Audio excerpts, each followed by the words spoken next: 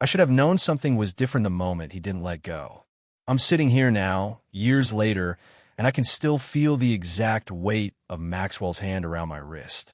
The way his fingers pressed against my pulse point, deliberate and warm. How the laughter died in his throat, but his grip only tightened, as if he was anchoring himself to something he couldn't name. It was a Tuesday night in October. I remember because the dining hall had served that terrible shepherd's pie again, and we'd escaped to his dorm room with containers of lukewarm Chinese takeout from the place that stayed open too late and cared too little about food safety. The radiator was clanking against the October chill, and someone down the hall was playing music just loud enough to be annoying but not loud enough to complain about. That kind of baseline college noise that becomes the soundtrack to everything important. Maxwell's room was typical for a junior. Posters he'd outgrown but couldn't bring himself to take down, textbooks stacked in precarious towers, laundry in various stages of cleanliness draped over his desk chair. The overhead light was too harsh, so we turned it off in favor of the desk lamp, which cast everything in this golden, forgiving glow that made the cramped space feel almost intimate. I was cross-legged on the floor, leaning back against his bed, picking at lo mein that had gone cold 20 minutes ago. Maxwell was sprawled beside me, gesturing wildly as he told some story about his economics professor's unfortunate choice in neckties. He had this way of performing his stories, becoming each character with slight shifts in his voice and posture. It was something I'd grown to love about him, though I'd never said so out loud. The thing about Maxwell was that he filled every room he entered. Not just with his voice, oh, that was part of it. He had one of those laughs that made other people want to join in, even when they hadn't heard the joke. But it was more than that. He had this magnetic quality, this way of making you feel like you were the only person in the world when he focused on you, which made the quiet moments between us feel even more precious. We'd been friends for almost 2 years by then. It had started the way these things usually do, circumstance and convenience. We'd both claimed the same corner table in the library during finals week sophomore year, both too stubborn to give ground. After 3 nights of passive-aggressive territorial behavior involving strategically placed textbooks and coffee cups, he finally looked up from his organic chemistry notes and said, "I think we're both too proud to move, so we might as well introduce ourselves." That's how I learned that Maxwell Chun was pre-med, caffeinated to the point of visible tremors, and possessed of the kind of confidence that bordered on arrogance, but somehow managed to be charming instead of insufferable.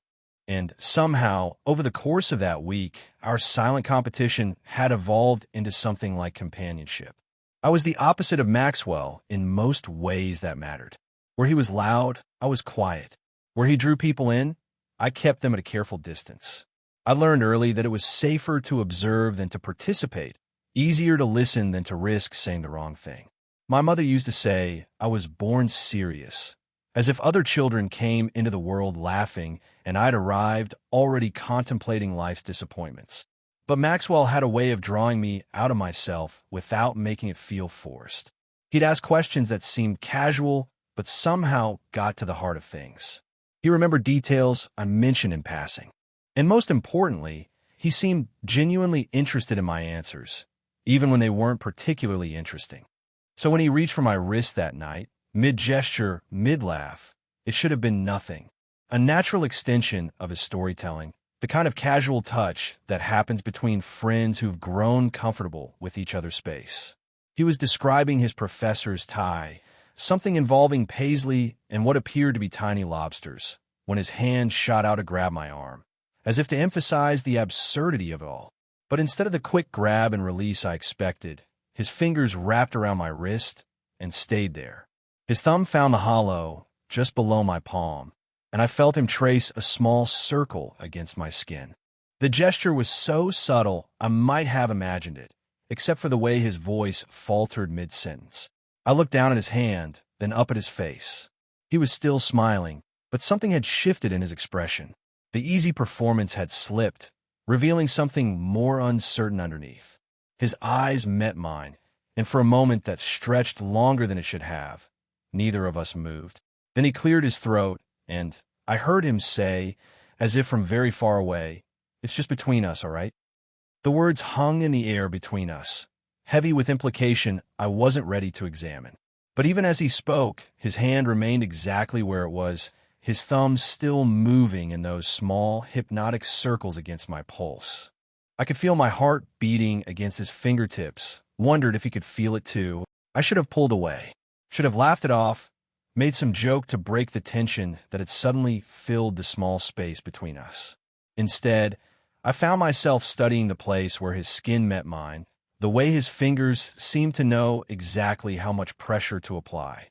Not enough to hurt, but firm enough that I couldn't ignore it. The music from down the hall seemed to get louder in the silence that followed.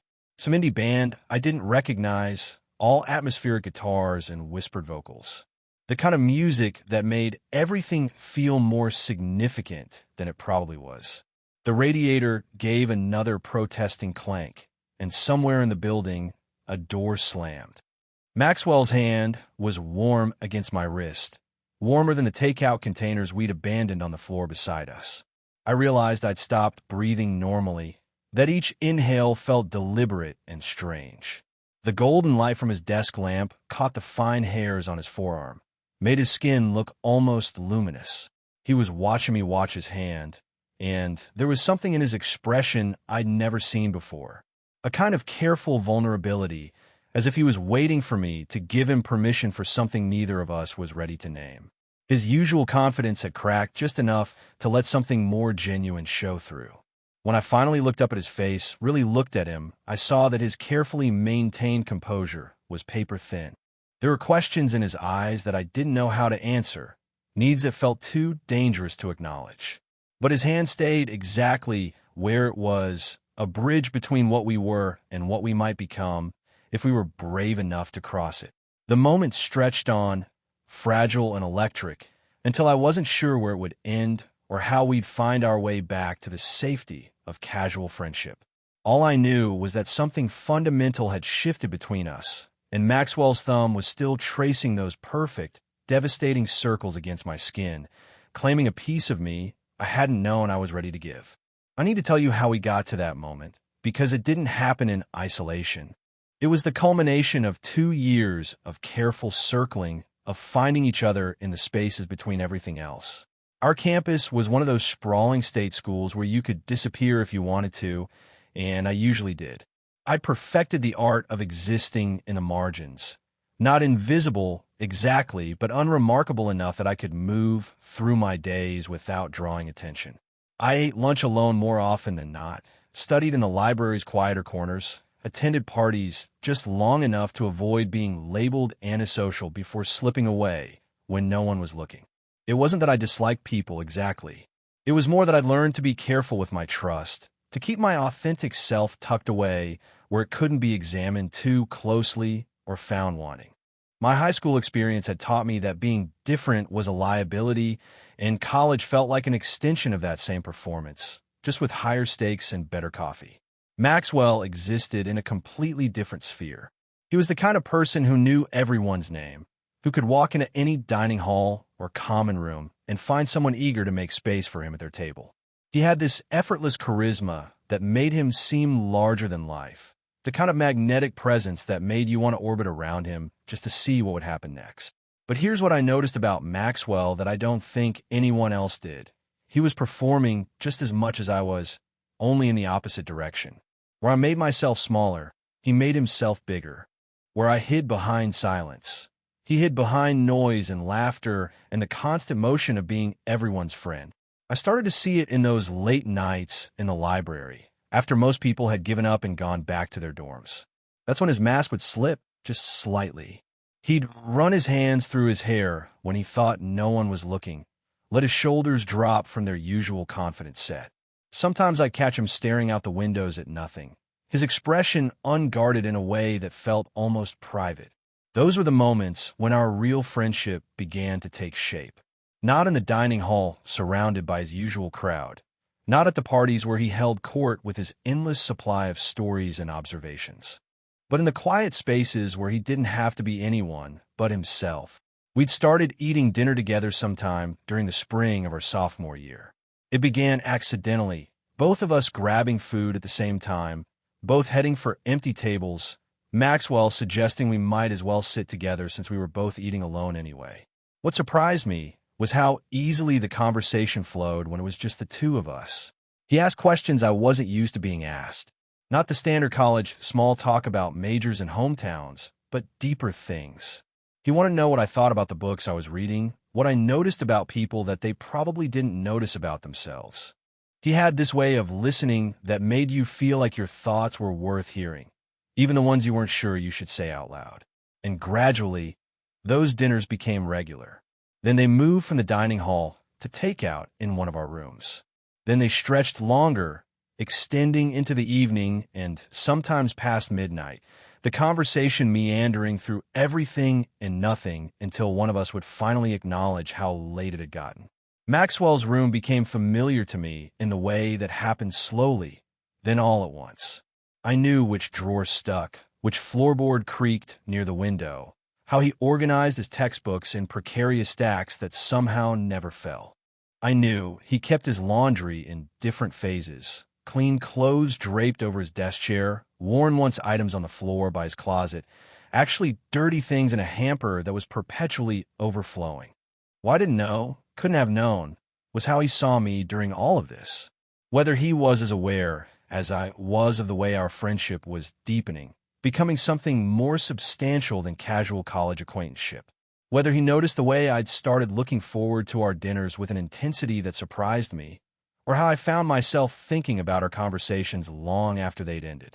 I was careful to keep my feelings contained, filed away in the category of things I couldn't afford to examine too closely. Maxwell was straight, as far as I knew.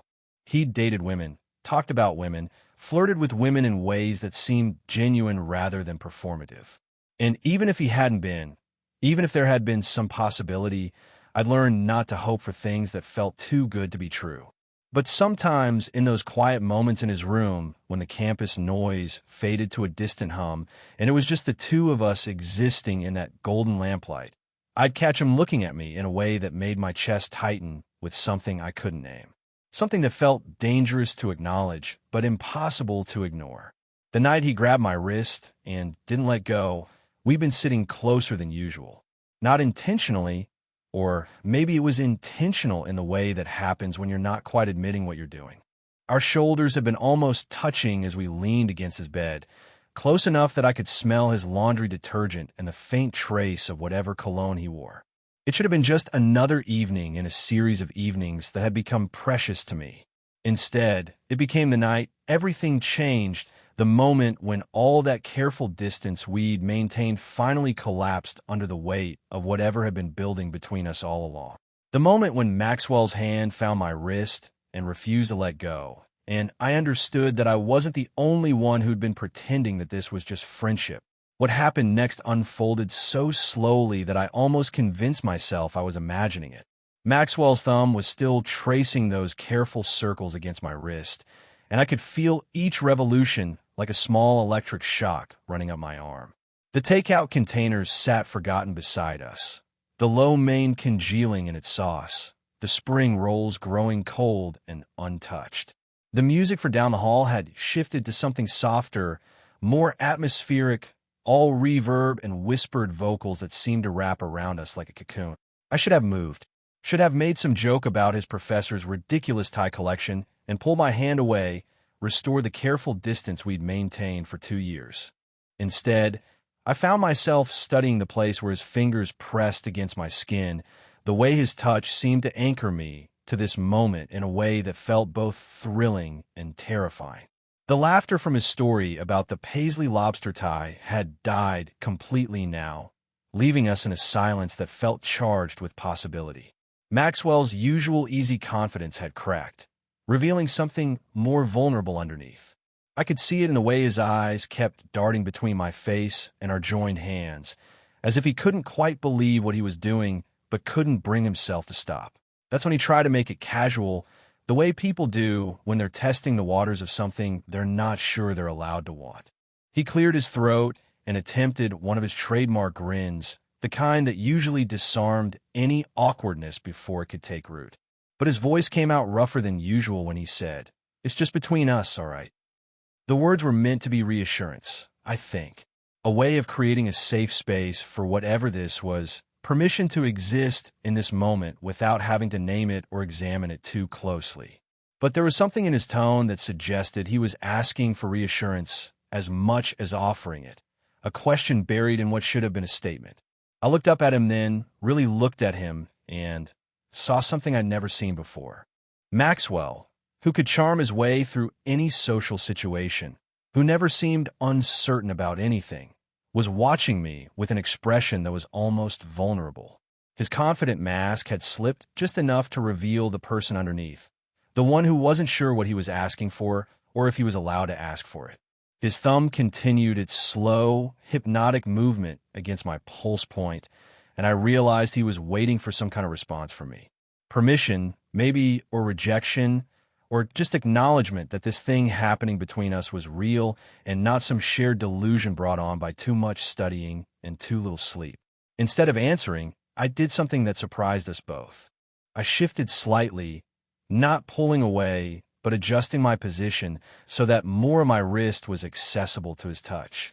It was the smallest possible movement, barely perceptible, but it felt monumental in that golden-lit room with its soundtrack of distant music and radiator clanks. Maxwell's eyes widened slightly at my response, and I saw something shift in his expression. The careful uncertainty gave way to something more intent, more focused. His grip tightened just fractionally, his thumb pressing a little more firmly against my skin. The moment stretched between us elastic and dangerous.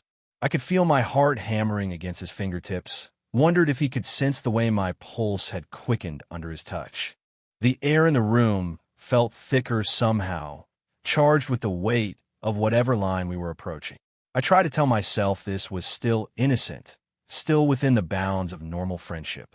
Friends touched each other all the time, didn't they? A hand on a shoulder, a playful shove, grabbing someone's wrist to emphasize a point. But even as I tried to rationalize it, I knew this was different. There was an intentionality to Maxwell's touch that had nothing to do with casual friendship and everything to do with something we'd both been carefully avoiding acknowledging. His thumb found the hollow just below my palm, that sensitive spot where the skin is thin and the pulse is strongest. When he pressed there, gently but deliberately, I felt something electric shoot up my arm and settle somewhere in my chest, warm and insistent. The words "it's just between us" seemed to echo in the space between us, taking on new meaning with each repetition in my mind. Not just a reassurance, but an invitation, a way of saying that whatever this was, whatever it might become, it could exist in this room, in these stolen moments when the rest of the world felt very far away. I realized I was holding my breath, waiting for him to either pull away or move closer, to either retreat into the safety of casual friendship or acknowledge what was building between us. The golden light from his desk lamp cast everything in warm relief, making this small moment feel cinematic, significant in a way that would stick with me long after it was over. Maxwell was watching my face intently now, searching for something I wasn't sure I knew how to give him. His usual performance had been completely abandoned, replaced by this raw, uncertain version of himself that felt infinitely more real than the confident persona he showed the rest of the world. When I finally met his eyes fully, without looking away or deflecting, something passed between us that felt like acknowledgement. Not of what this was exactly, but of what it wasn't. This wasn't just friendship anymore. Wasn't just casual intimacy between two people who'd grown comfortable with each other's space. This was something else entirely, something that made my skin feel too sensitive and my chest tight with possibility, something that transformed Maxwell's simple touch into a question I wasn't sure I was ready to answer, but couldn't bring myself to refuse. After that night, Maxwell became a master of invented excuses. It started the very next morning. I was walking across the quad to my constitutional law class when I felt someone fall in a step beside me. Maxwell appeared at my shoulder as if he'd been waiting for me, though his dorm was in the opposite direction from mine, and he had no reason to be on this particular path at 8 in the morning. He said something about needing to pick up a book from the library, his voice carrying that same studied casualness he'd used when he'd said "it's just between us." But as we walked, his shoulder kept bumping against mine with each step, small collisions that felt too frequent to be accidental. When we reached the steps of the Humanities building, he stopped walking and turned to face me. For a moment, I thought he might acknowledge what had happened between us the night before, might try to name this new thing that had settled between us like smoke. Instead, he reached out and brushed something imaginary from my jacket collar, his fingers grazing the side of my neck in the process. The touch lasted no more than a second, but I felt it like a brand. His fingertips were warm against my skin, and when he pulled his hand away, I could still feel the ghost of his touch lingering there. He said there had been a piece of lint on my collar, his explanation delivered with one of his trademark grins. But his eyes held mine just a beat too long, and I knew we were both thinking about the way his thumb had traced circles against my wrist in the golden light of his dorm room. That became the pattern. Maxwell would find reasons to close the distance between us, to make contact that bordered on intimate but could always be explained away as something innocent. During our study sessions in the library, he leaned close to point out something in my textbook, his breath warm against my ear as he whispered so we wouldn't disturb other students. His hand would rest on the back of my chair, occasionally brushing against my shoulder when he shifted position. He'd steal sips from my coffee without asking, making a show of wrapping his lips around the rim of my cup in the exact spot where mine had been. When I'd give him a look, he'd just laugh and say he'd forgotten to buy his own, though I noticed he never seemed to remember to bring money to the campus coffee cart anymore. In group settings, he'd save seats for me with the kind of casual possessiveness that made my stomach flutter. He'd pat the empty chair beside him and say he'd been waiting for me, as if it were the most natural thing in the world. But when I'd sit down, he'd arrange himself so that our thighs pressed together, a line of warmth that I found impossible to ignore. The most dangerous moments came when we were alone. Those evening dinners in his room became charged with an electricity that neither of us acknowledged directly. He'd find excuses to reach across me for something just out of reach, his chest brushing against my back as he stretched. He'd sit closer than necessary when we spread our textbooks across his floor, close enough that I could smell his soap and feel the heat radiating from his skin. And always, there were his hands. Maxwell had beautiful hands, something I'd noticed from the beginning of our friendship, but had never let myself dwell on. Long fingers, elegant in their movement, always gesturing as he spoke. But now I found myself hyper-aware of them, tracking their movement like a compass needle, finding true north. He'd reach for my wrist when making a point, the same gesture from that first night, but deployed strategically now, repeatedly. His grip would linger, his thumb finding that sensitive spot where my pulse beat strongest. Sometimes he'd trace small patterns against my skin while he talked, as if he wasn't fully conscious of what he was doing. Other times, it was my hand he'd capture, usually when we were walking across campus together. He'd grab it to pull me in a different direction or to get my attention, but then he'd let his fingers slide between mine for just a moment before letting go. The contact never lasted long enough for anyone watching to find it strange, but it was long enough for me to memorize the feeling of his skin against mine. What struck me most was the careful choreography of it all. Maxwell, who had always been spontaneous and impulsive, was now moving through our interactions with the precision of someone who had planned every gesture. He was testing boundaries, I realized, seeing how far he could push this new intimacy without crossing the line into something we'd have to name. But I could see the tension it was costing him. Sometimes I'd catch him watching me when he thought I wasn't looking, his expression unguarded in a way that revealed the want beneath all that careful casualness. His confident mask would slip, showing me glimpses of someone who was hungry for something he couldn't ask for directly. And I was complicit in all of it, letting him orchestrate these moments of connection without ever pulling away or questioning what we were doing. I found myself anticipating his touch, positioning myself to make it easier for him to reach me. I'd lean into his space during our study sessions, wear shirts that made it easier for him to brush against the bare skin of my neck or wrist. We were creating our own secret language, written in gestures and stolen glances and touches that lasted just long enough to be meaningful, but not long enough to be undeniable. It felt dangerous and thrilling and utterly unsustainable, this dance we were doing around something neither of us was ready to name. But with each passing day, each invented excuse for contact, I could feel us moving towards some kind of reckoning. Maxwell's careful control was fraying at the edges, and my ability to pretend this was still just friendship was wearing thin. Something was going to have to give, and I wasn't sure either of us was prepared for what would happen when it did. The reckoning came on a Thursday night in November when the campus had settled into that particular kind of late semester exhaustion, and the library felt like a refuge from the cold. We'd claimed our usual table in the farthest corner of the fourth floor, the one tucked behind the philosophy stacks where no one ever bothered to look. The overhead lights had been dimmed for the evening shift, leaving most of our workspace illuminated by the small desk lamp Maxwell had started bringing with him. It cast everything in that same golden glow I'd grown to associate with dangerous moments between us. I was deep in a constitutional law case study, something dense and requiring the kind of concentration that made the rest of the world fade away.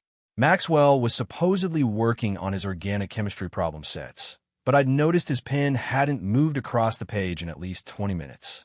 When I glanced up, I found him watching me with that expression I'd grown to recognize, the one where his careful mask had slipped just enough to reveal something raw underneath. That's when he did it again. Without preamble, without one of his usual invented excuses, he simply reached across the small table and placed his hand over mine. Not grabbing my wrist this time, not pretending it was accidental or temporary. Just his palm pressed against the back of my hand, his fingers curling around to rest against my knuckles. The touch was so deliberate, so intentional, that it took my breath away. There was no plausible deniability this time, no way to explain it as casual contact between friends. This was Maxwell making a choice, crossing a line he'd been dancing around for weeks. I stared down at our joined hands, his skin warm against mine, and felt something shift inside my chest. All those weeks of careful choreography, of stolen touches and invented excuses had led to this moment of absolute clarity. This wasn't friendship anymore, and we both knew it. The silence stretched between us, heavy with implication. I could hear the distant hum of the building's heating system, the soft whisper of pages turning somewhere deeper in the stacks, the muffled sound of voices from the floors below. But in our corner, surrounded by towers of philosophy books that seemed to create their own private world, it felt like we were the only two people in existence.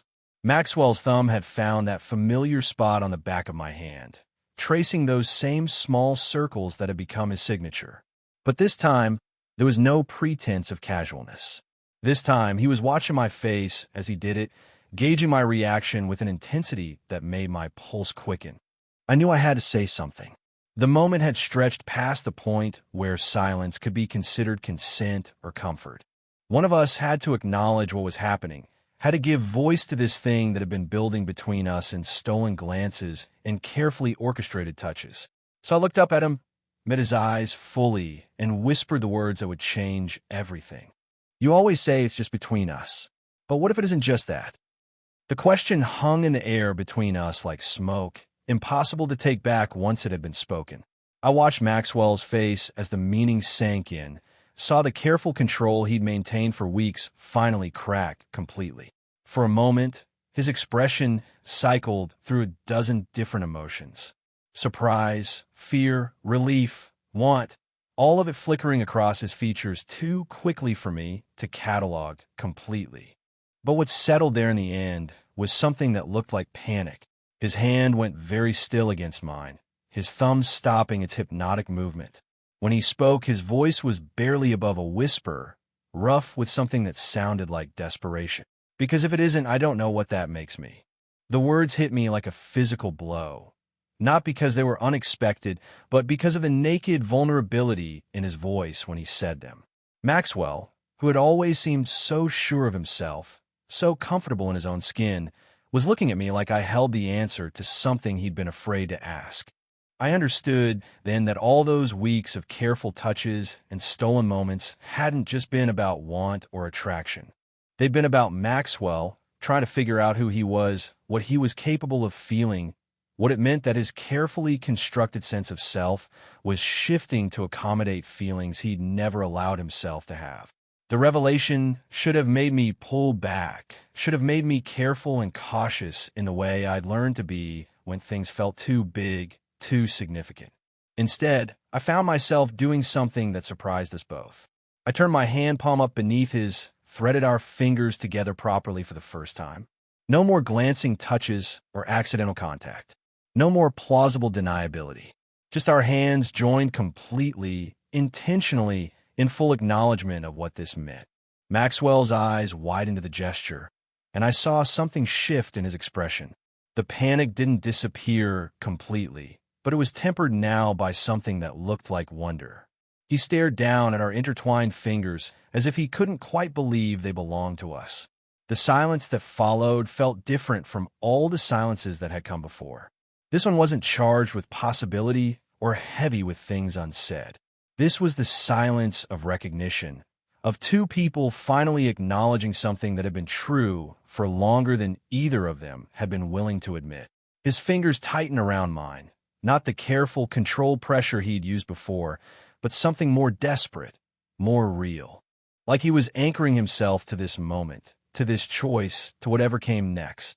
And for the first time since that first night in his dorm room, when he grabbed my wrist and refused to let go, Maxwell's carefully maintained composure cracked completely.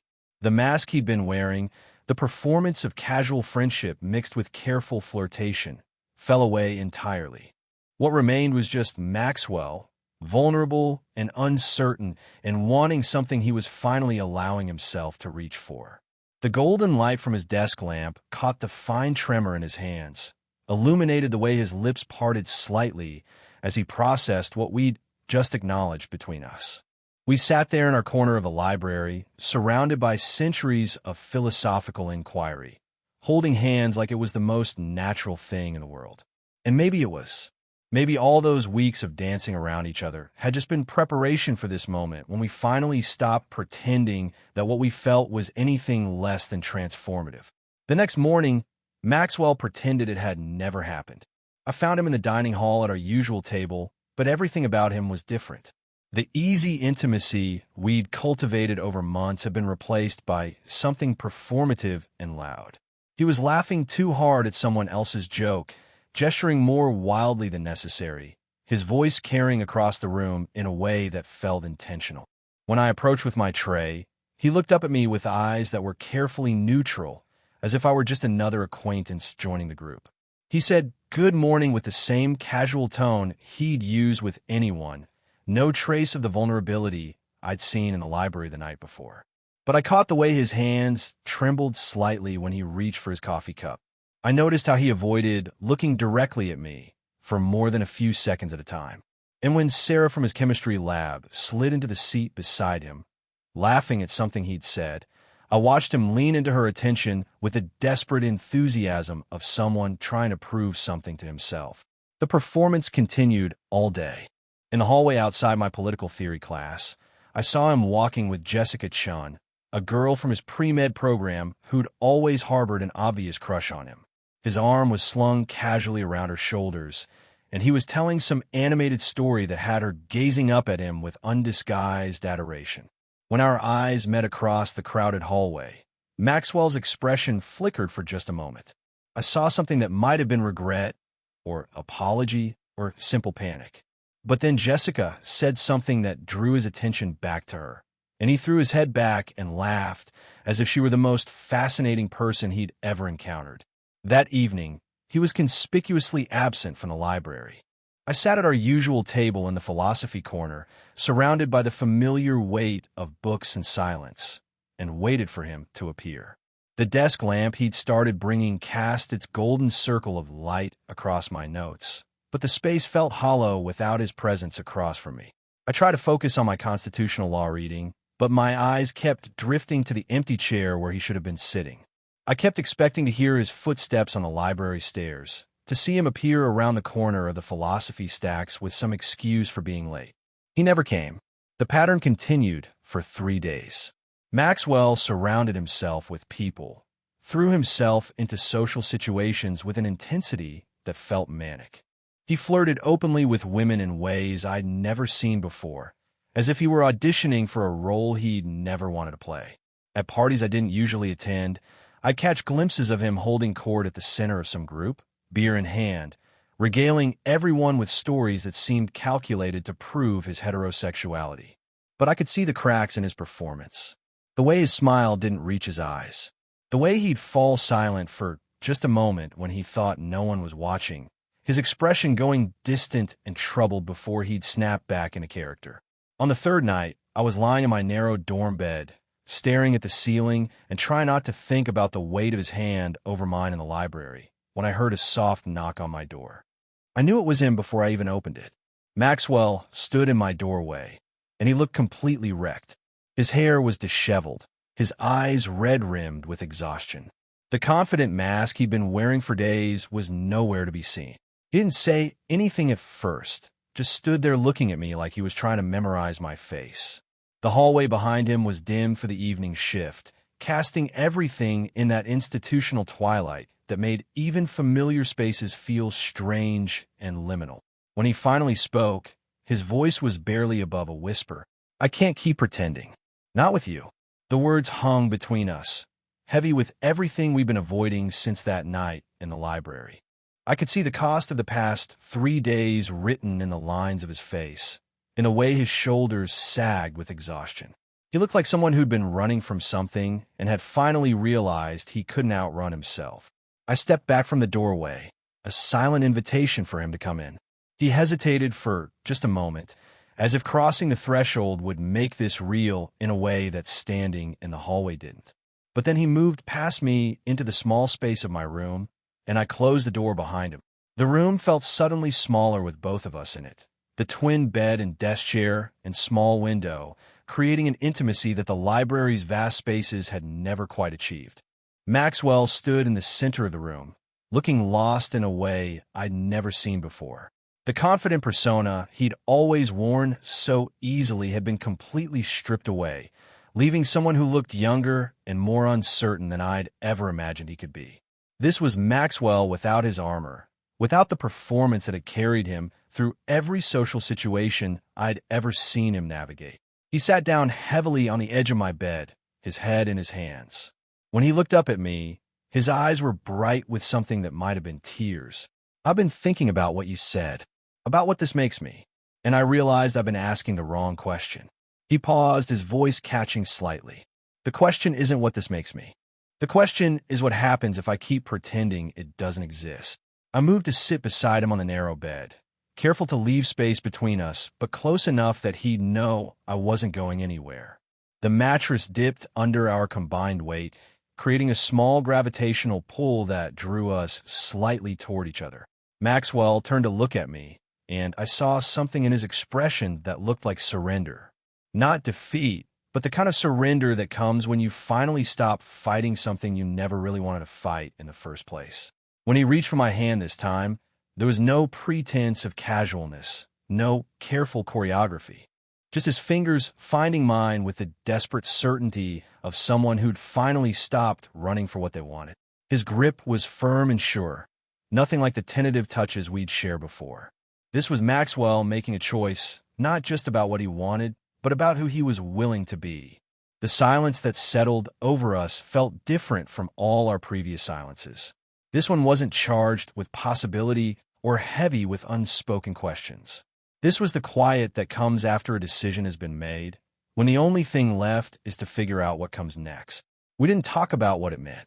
Not that night, sitting on my narrow dorm bed with our fingers intertwined and the weight of his decision settling around us like dust after an earthquake. Not in the days that followed, when we found our way back to each other with the careful tenderness of people learning to navigate new territory. The campus moved around us in its usual rhythms, students hurrying between classes, the dining hall's eternal cycle of mediocre meals, the library filling and emptying with the tides of academic pressure. But Maxwell and I existed in a different space now, one defined by the understanding that had passed between us in those crucial moments. 2 weeks later, we were back in his room, but everything was different. The same golden lamplight spilled across his desk.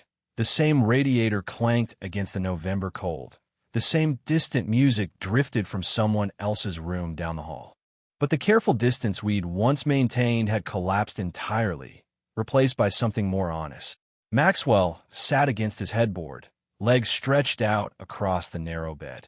I was beside him, close enough that our shoulders pressed together, close enough that I could feel the steady rhythm of his breathing. Our textbooks lay forgotten on the floor, organic chemistry and constitutional law abandoned in favor of this quiet intimacy we'd finally allowed ourselves. His hand found mine without fanfare, fingers sliding together with the easy familiarity of a gesture we no longer had to question. The touch that had once felt electric and dangerous now felt simply right, as natural as breathing. We'd learned to exist in this space between acknowledgement and declaration, between the thing we were and the thing we weren't ready to name. The campus beyond his door remained unaware of what had shifted between us, and we were content to let it stay that way for now. But there were moments when the outside world pressed against the boundaries we'd created. Times when Maxwell would tense slightly if someone knocked on his door, or when I'd catch him watching me in the dining hall with an expression that was carefully neutral, as if he were remembering that we had an audience. Those moments reminded me that this thing between us was still fragile, still new enough that we weren't sure how much scrutiny it could withstand. So we protected it the way you protect anything precious and vulnerable, by keeping it mostly to ourselves, by creating spaces where it could exist without explanation or justification. The library became our sanctuary again, that corner table in the philosophy section where no one else ever bothered to look. But now when Maxwell reached for my hand across the small space between us, there was no hesitation, no careful choreography, just his palm settling against mine with the quiet certainty of something that belonged there. Sometimes I catch him looking at me during these moments, his expression soft in a way that made my chest tight with something I was still learning to name. Not the desperate want that had characterized those weeks of stolen touches and invented excuses, but something steadier, something that felt like it might have staying power. We developed our own language of small gestures and shared glances, a way of communicating that existed entirely in the spaces between words. The brush of his fingers against mine when he handed me a book, the way he'd save the seat beside him without making a show of it, the careful choreography of walking just slightly closer than friends typically would, our shoulders bumping with each step. It was during one of these quiet evenings in his room that Maxwell finally broke the comfortable silence we'd been maintaining. The hallway outside had settled into its late-night hush, the kind of institutional quiet that made even whispered conversations feel significant. He was tracing patterns against the back of my hand, those same hypnotic circles that had become his signature when he spoke. I keep thinking about that first night, when I said it was just between us. His voice was soft, reflective, without the edge of panic that had characterized so many of our earlier conversations about what was happening between us. A minute as a way to make it safe, you know? Like if we kept it contained, if we didn't let it spread beyond this room, then maybe it wouldn't have to change everything. He paused, his thumb stilling against my skin. But I think I was wrong about what I was protecting us from.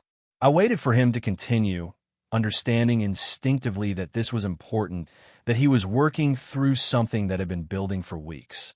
I thought I was protecting us from having to name this, from having to figure out what it meant for who I am. But what I was really protecting us from was the possibility that this could be something real, something that mattered. His fingers tightened around mine, and when I looked up at his face, I saw something there that looked like resolution. I don't want to protect us from that anymore. The words settled between us like a promise, not a declaration of what we were, but an acknowledgement of what we were willing to become.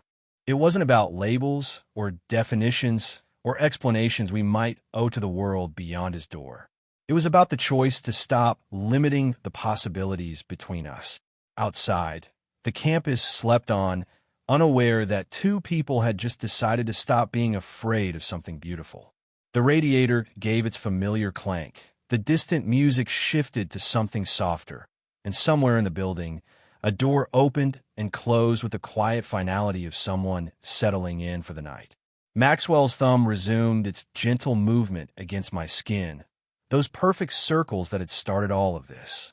But now they felt less like a question and more like a statement, a quiet insistence that this moment, this connection, this careful intimacy we'd built between us was worth protecting, not because it was fragile, but because it was real. And as we sat there in the golden lamplight, hands clasped and shoulders touching, I understood that some things don't need to be named to be true. Some things exist perfectly in the space between acknowledgement and declaration, in the quiet certainty of two people who finally stopped running from what they found in each other. The rest of the world could wait.